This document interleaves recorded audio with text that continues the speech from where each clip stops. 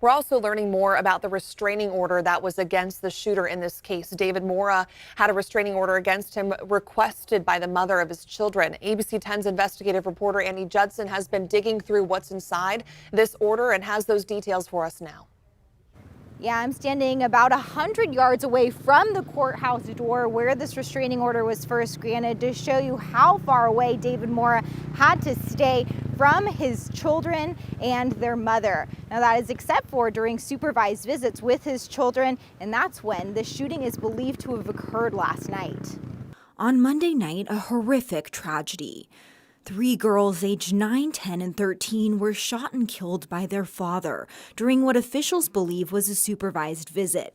The 4th victim, a 59-year-old man. The middle sibling's 11th birthday would have been Wednesday, just 2 days later. A nightmare for any parent, especially a mother who less than a year ago represented herself in court, requesting a domestic violence restraining order against the father of her children, David Mora. The order aimed to protect her as well as their 3 daughters by preventing Mora from a number of intimidating factors, including harassing, attacking, striking, threatening, or contacting the mother and daughters. Records show the court said there was sufficient evidence to support and granted the restraining order against David Mora. Restraining orders that do not have a specific amount of time expire after 3 years.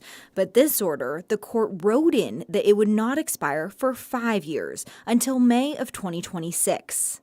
The restraining order also required Mora attend 16 group anger management sessions. Once he completed those, the court said he could refile to consider unsupervised visits.